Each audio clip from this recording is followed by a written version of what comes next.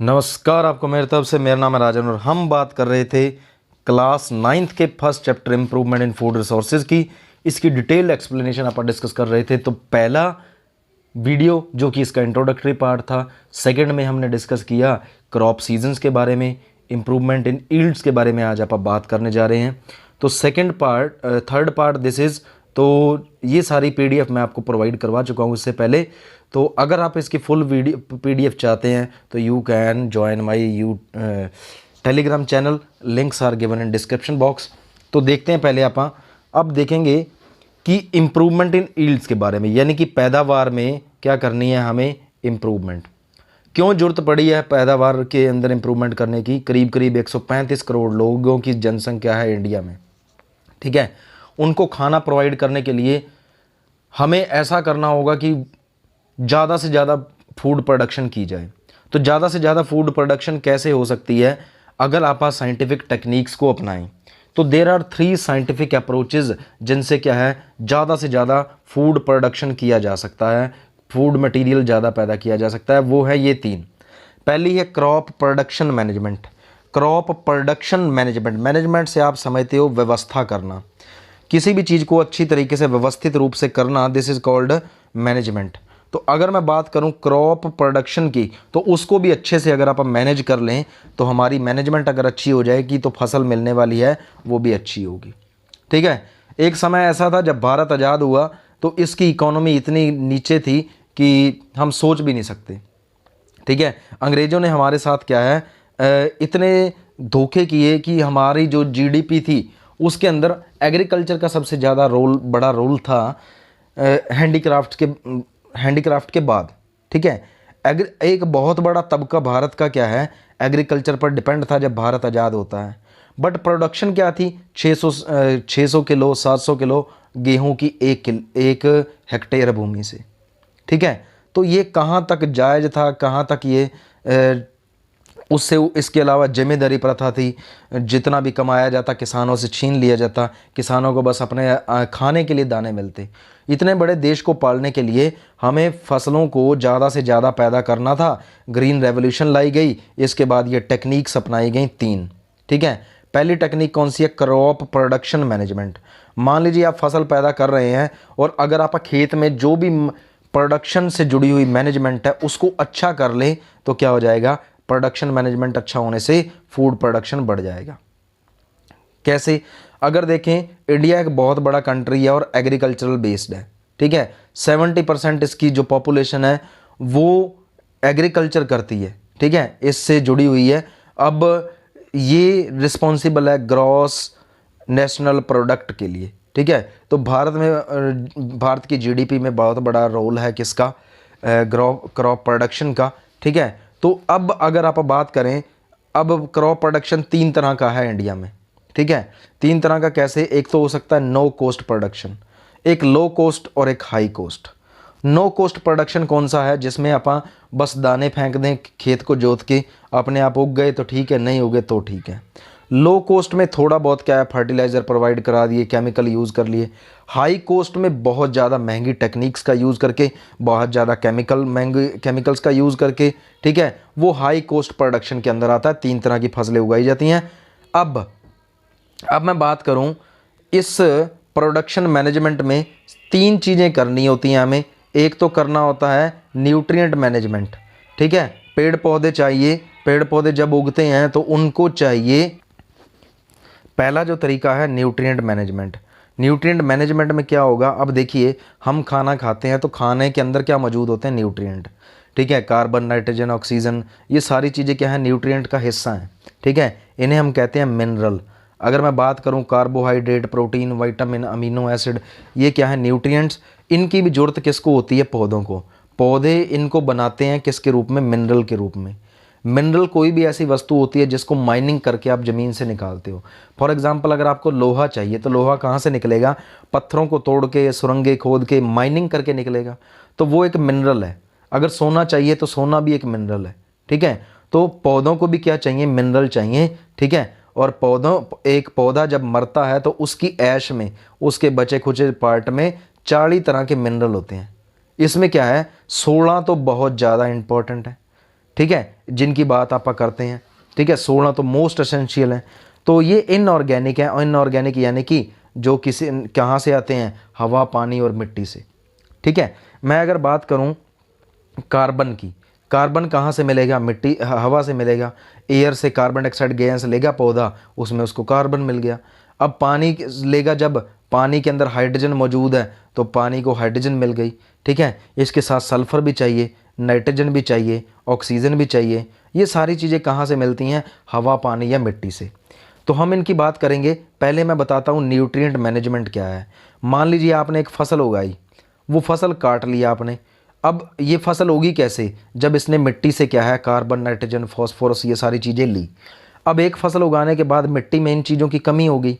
अब दूसरी फसल उगानी है तो इसकी पूर्ति करनी होगी, आपको इसको पूरा करना होगा। तो पूरा कैसे करेंगे आप, एडिशनल से न्यूट्रिएंट को डालेंगे आप। वो डालते हैं आप दो तरीके से, या तो फर्टिलाइज़र डाल दो, या क्या डाल दो, खाद डाल दो, देसी मैन्योर। ठीक है, तो वो डालेंगे आप, तो क्या है, फसलों को दोबारा से न्यूट्रिएंट मिलने लग जाएंगे जब आप फसलों को उगाओगे। तो न्यूट्रिएंट मैनेजमेंट में यही किया जाता है कि अगर खेत में किसी चीज़ की कमी हो गई, मान लो नाइट्रोजन की कमी हो गई, तो हम मिट्टी में डाल देंगे नाइट्रोजन के कंपाउंड, और नाइट्रोजन के कंपाउंड जब पौधों को दोबारा मिलने लगेंगे तो वो दोबारा उगना स्टार्ट कर देंगे। अगर न्यूट्रिएंट एक ज़मीन से ख़त्म हो जाएंगे तो वो ज़मीन बंजर हो जाएगी। ठीक है, तो हम क्या करते हैं, हम पहले पता करते हैं कि किस न्यूट्रिएंट की कमी है। वो टेस्ट करवाया जा सकता है, सॉइल का टेस्ट करवाया सकते हैं आप लैब से, पता चल जाएगी जिसकी कमी है।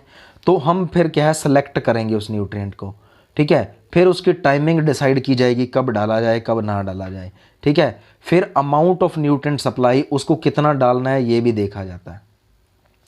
खेत में देखा जाए, जब एक फसल कट जाती है, मान लीजिए कणक उगाई हुई थी, गेहूं उगाया हुआ था, ये कट गया, अब गर्मियों की फसलें उगानी है, तो उससे पहले क्या है, सिलेक्शन की जाएगी कि हम कैसे न्यूट्रिएंट डालें। चाहे तो फैक्ट्रियों के बने हुए डाल दें आप, चाहे देसी खाद जो घरों पर तैयार होती हैं उसको डाल दें आप। ठीक है, और ध्यान करके सही टाइम पर डालना है। जैसे फसल काटने के बाद डालेंगे, उसके बाद पानी लगा देंगे। पानी जब खेत में दे दिया जाएगा तो पानी के साथ वो सारे न्यूट्रिएंट मिक्स होके मिट्टी में चले जाएंगे। अमाउंट ऑफ न्यूट्रिएंट सप्लाई, अब कितना डाला जाने चाहिए ये भी डिसाइड करना पड़ता है। जो देसी खाद होती है उसे डिसाइड करने की ज़रूरत नहीं है, मैन्योर को डिसाइड करने की ज़रूरत नहीं है, वो कितनी मर्जी डाल दो, उसका कोई नुकसान नहीं है ज़मीन में। बट अगर आपने यूरिया डालना है, यूरिया को आपको देखना पड़ेगा कि कितने खेत में डाले जाएं, कितना ना डाला जाए। ज़्यादा डल गया तो क्या है, फसलें बर्बाद हो सकती हैं, एक न्यूट्रिएंट की मात्रा बढ़ जाएगी, ज़्यादा हो जाएगी तो जिससे क्या होगी, दिक्कत होगी। अब ये न्यूट्रिएंट मैंने आपको बताया कितने तरह के हैं न्यूट्रिएंट मैनेजमेंट में। हम देखते हैं करीब करीब 40 तरह के एलिमेंट्स पाए जाते हैं किसके अंदर, जब एक पौधा मरता है उसकी राख के अंदर सड़ने ख़त्म होने के बाद। तो उन 40 में से 16 बहुत ज़्यादा इम्पॉर्टेंट है। ठीक है, 16 बहुत ज़्यादा इम्पॉर्टेंट हैं। तो 16 जो हैं वो क्या है, तीन कैटेगरीज़ में आते हैं। एक तो मिलते हैं हमें एयर से, एक मिलते हैं वाटर से, और एक मिलते हैं सॉइल से। ठीक है, अब मैं पहले बात करूंगा एयर से कौन कौन से मिलते हैं। एयर से हमें मिलते हैं, हाइड्रोजन मिलती है, कार्बन मिलता है। ठीक है, और क्या मिलती है, ऑक्सीजन। तो दो एलिमेंट कहाँ से मिले, हवा से, कार्बन डाइऑक्साइड के रूप में और ऑक्सीजन गैस के रूप में पौधे लेते हैं इनको हवा से। किससे मिले ये, एयर से। अब देखते हैं आप पानी से क्या मिलेगा, वाटर से दो चीज़ें मिल सकती हैं। वाटर का फॉर्मूला H2O। वाटर से क्या मिलेगा, हाइड्रोजन मिलेगा एलिमेंट। ठीक है, ऑक्सीजन तो मिलना ही मिलना है। ठीक है, तो बट जो ज़्यादा मात्रा ऑक्सीजन की कहाँ से ली जाती है, एयर से। तो ये तीन हो गए, 16 में से तीन जो इम्पोर्टेंट हैं वो कहाँ से मिले, हमें मिले वाटर और एयर से। ठीक है, इसके बाद मैं बात करूं ज़मीन से कौन से मिलेंगे। ज़मीन से सारे बचे हुए मिलेंगे। एक तो मोस्ट इम्पॉर्टेंट है नाइट्रोजन, दूसरा है फॉस्फोरस, तीसरा है पोटेशियम। ये तीन तो बहुत ज़्यादा ज़रूरी हैं, इनके बिना पौधा उग नहीं सकता। ठीक है, इनकी बहुत ज़्यादा ज़रूरत पड़ती है। ठीक है, इसके साथ ये जो हैं ये सब ज़्यादा मात्रा में पाए जाते हैं कि पौधे की बॉडी में। तीन ये हैं, तीन इसके साथ और हैं जो ज़्यादा मात्रा में होते हैं। कैल्शियम होता है एक, जिसको लिखते हैं Ca से। ठीक है, दूसरा है मैग्नीशियम। ठीक है, Mg। पौधे के जो पत्ते होते हैं ना वो हरे किसकी वजह से हैं, मैग्नीशियम की वजह से। ठीक है, अगला है सल्फ़र। ठीक है, ये 6 ऐसे हैं न्यूट्रिएंट जो मिलेंगे ज़मीन से। जब ज़मीन में आप पानी डाल दोगे, पानी के साथ ये मिक्स होकर के जड़ों में एंटर कर जाएंगे ऑस्मोसिस प्रोसेस से, और जड़ें इनको ऊपर ले जाएंगी जहाँ इनकी ज़रूरत है। ठीक है, अब ये हो गए 6 जिनकी ज़्यादा ज़रूरत है। मैंने आपको बताए 16 चाहिए हमें। ठीक है, 16 में से 3 किससे मिले हमें? हवा और पानी से, और बाकी के 13 कहाँ से मिलेंगे? मिट्टी से मिलेंगे। इन मिट्टी में जो हैं ये 13 में से 6 वो हैं जिनकी मात्रा ज़्यादा होती है। ठीक है, nitrogen, phosphorus, potassium, calcium, magnesium और सल्फर।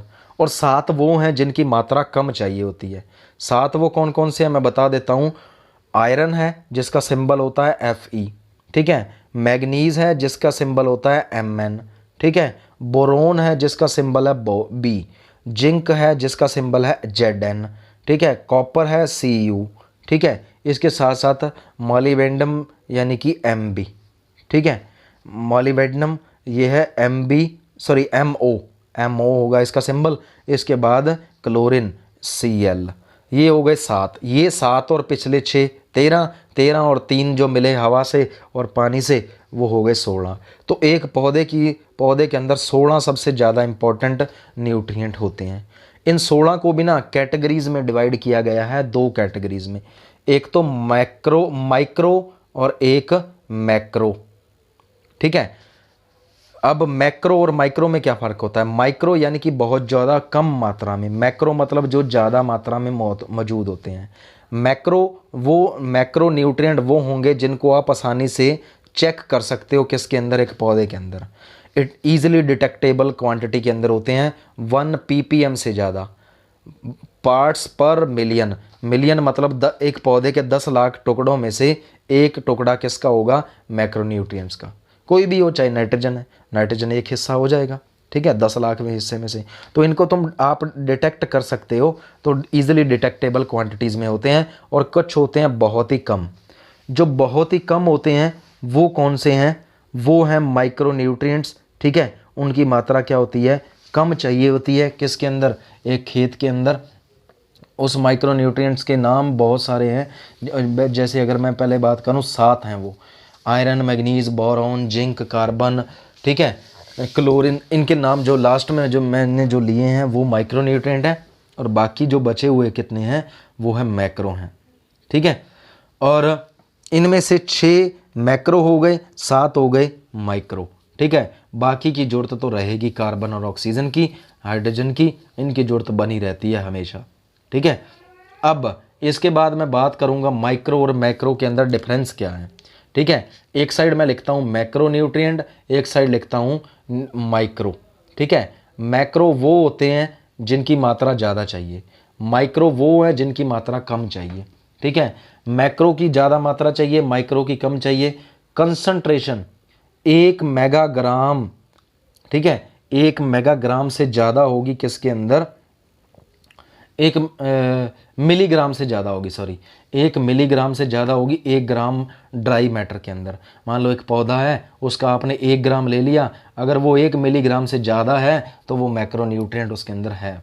जो भी न्यूट्रिएंट है 1 मिलीग्राम से ज़्यादा है तो जो मैक्रो हैं ये काम करते हैं पौधे का जो बॉडी है उसको बढ़ाने के लिए।